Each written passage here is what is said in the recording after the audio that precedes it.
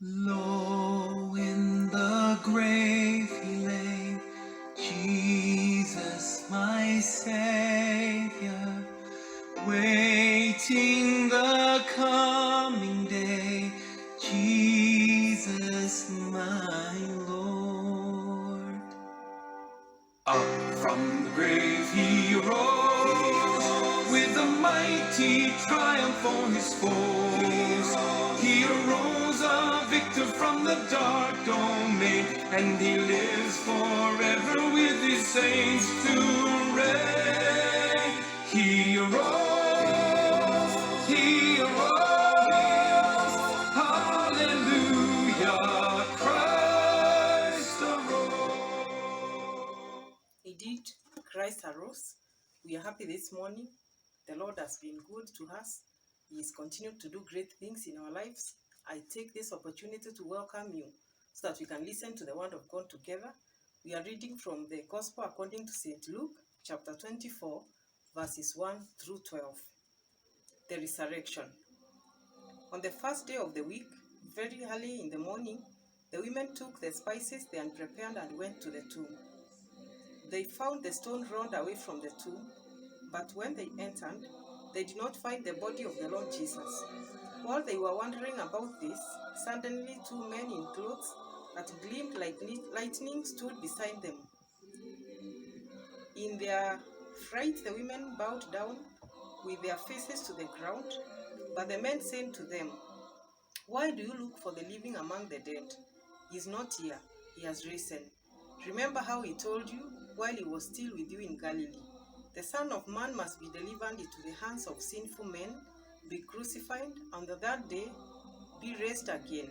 Then they remembered his words. When they came back from the tomb, they told all these things to the 11 and to all the others. It was Mary Magdalene, Joanna, Mary the mother of James, and the others with them who told this to the disciples. But they did not believe the women, because their words seemed to them like nonsense. Peter, however, got up and ran to the tomb. Bending over, he saw the strips of linen lying by themselves, and he went away, wondering to himself what happened. I will invite you to listen to a song for a minute, then we'll do the reflection of the day.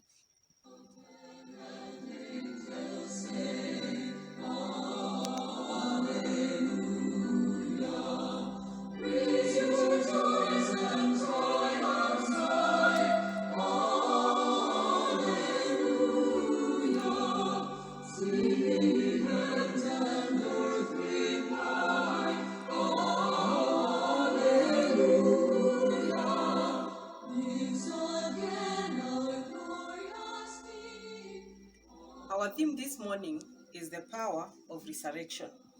Today we are in jubilation, commemorating our Lord's resurrection, a real celebration to every believer. Jesus was raised from the dead on the first day of the week, as he had told his disciples. Without resurrection, Christianity would be a futile exercise. On the first day of the week, that is Sunday, Mary Magdalene and other two women went to the tomb to anoint the body of Jesus. It was the Jews' custom for friends and relatives to embalm and prepare the body for the burial. Since there was no time to do it due to Passover preparations, these women were going to do it, but a bit late. They found the stone rolled away, which was a great surprise to them.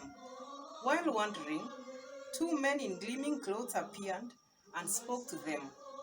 "Why do you look for the living among the dead? He is not here, he is risen." This is what the men told them. When we look at the epistles and the letters that Paul wrote, he explains more clearly that truly resurrection took place. You remember the former life of Paul before he was converted into Christianity. He used to persecute Christians. But now that he was converted into Christianity, he became a staunch member of Christianity. He became a great crusader of Jesus Christ. Though he was not among the 12, but what he spoke about the testimony of the things that he had heard and received from the rest of the disciples. He speaks about resurrection with a lot of enthusiasm, as we find in 1 Corinthians chapter 15. Paul stresses the basics why every Christian must believe in Jesus Christ, that he died and he rose again. He lists some of the many people who saw Jesus after resurrection. He includes himself, last in reference to his encounter with Christ on the road to Damascus, as he records in Acts chapter 9. Several points helps us to understand it more, and I'll talk about 3 things that helps us to understand and to believe that truly resurrection took place. And the first point is, the tomb was empty. It was guarded by Roman soldiers so that the body could not be stolen. But when Mary Magdalene and the other 2 women went there, they found that the stone had been rolled away. There was nothing in the tomb. And so it shows that Jesus truly resurrected. There was no opportunity for anyone to steal the body because it was guarded. The second point, he appeared to many. Mary Magdalene, as recorded in John chapter 20, verse 14 to 17, she was the first to see him when he appeared to her. And then he appeared to the rest of the disciples. And then he appeared to more than 500 people, as Paul reckons in 1 Corinthians chapter 15. The third point that can help us prove that he rose again, amazing change took place in the lives of the 11 disciples. You remember Judas Iscariot was no longer one of them after he betrayed Jesus. So the disciples that were left were 11. Suddenly, frightened and faithless disciples, fleeing and hiding, became empowered by the power of the Holy Spirit and did extraordinary things. And so we are convinced what they were able to do after Jesus appeared to them is because of the power of resurrection. Indeed, Christ overcame death. And that is why Paul mentions in his letters and asks, "Where is your sting, O death?" The sting of death is when we are sinners, because it will help us. It will not help us to go to heaven, but we shall not be rewarded. He gives us hope beyond the grave. He lives in the heart of every believer. And the ones of Jesus in Matthew chapter 28 verse 20 gives us a consolation as believers today.